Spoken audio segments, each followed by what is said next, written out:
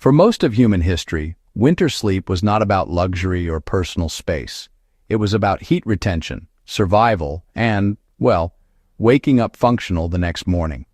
Older generations, especially those who lived through pre-central heating eras, understood something modern households have largely forgotten. The size of the bed directly affected how well the body rested in cold months. Smaller beds were not a sign of poverty or limitation. They were a calculated response to winter reality, rooted in physics, biology, and, long observation. Smaller beds conserved body heat more efficiently. Before modern insulation and central heating, the primary source of warmth at night was the human body itself.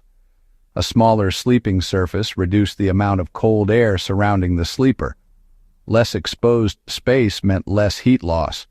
In a narrow bed, blankets draped closer to the body, trapping warm air in a tighter layer.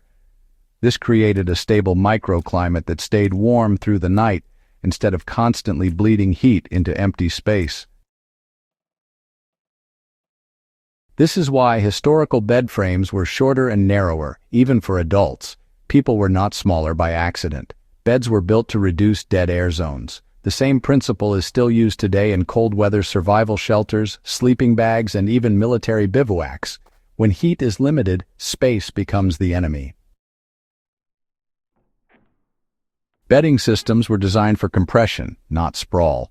Older bedding was heavy, layered, and meant to compress. Wool blankets, feather ticks, straw mattresses, and thick quilts worked best when held close to the body. A small bed allowed weight and layers to settle inward, sealing gaps where cold air could circulate. Larger beds break this seal. Seniors who grew up with this system, they learned to sleep still, centered, and insulated. This really reduced nighttime waking caused by temperature drops. These days, modern wide mattresses paired with lightweight bedding, they often fail to maintain consistent warmth, and that leads to shallow sleep and, frequent repositioning. Historically, bed sharing was not just some cultural coincidence, it was, plain and simple, thermal logic. Couples, siblings, even extended family members shared beds during winter because, combined body heat dramatically increased warmth.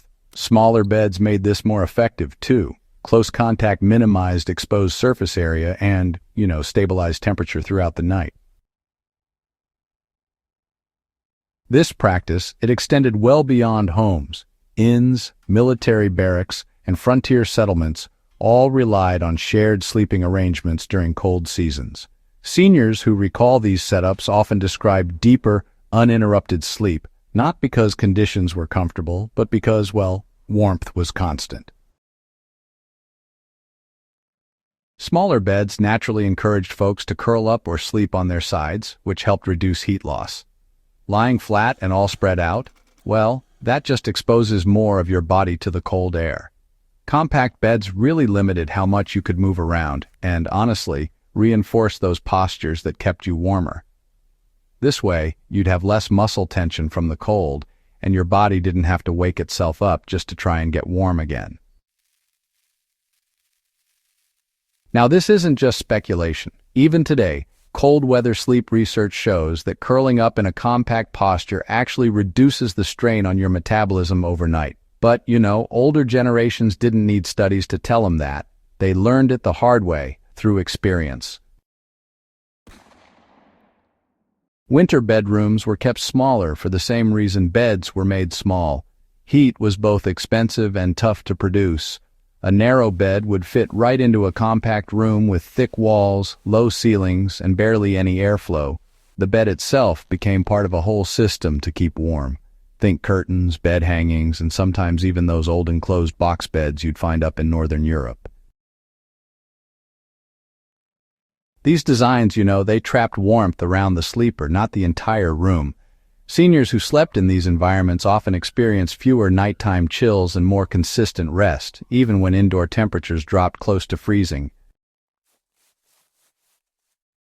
Cold causes restlessness.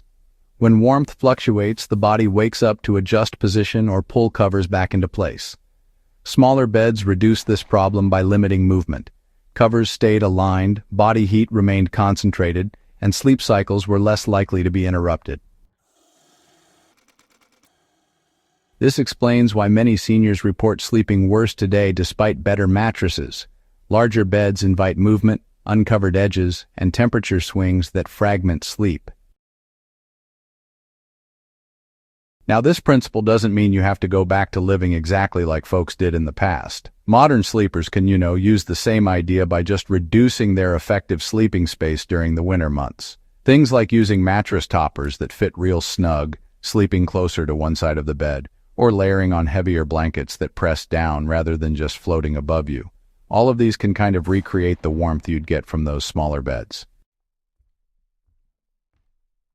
Another thing you can do, which is pretty practical, is adjust your bed for the season. Back in the day, seniors would change how they slept when winter rolled around. Today, you might try using a narrower set of winter bedding, adding a few wool layers, or even sleeping with bolsters to cut down on open space. That can make a big difference in how warm you feel and how deeply you sleep. Even couples can get a benefit by closing up that gap between mattresses or just taking away extra pillows that tend to make cold spots.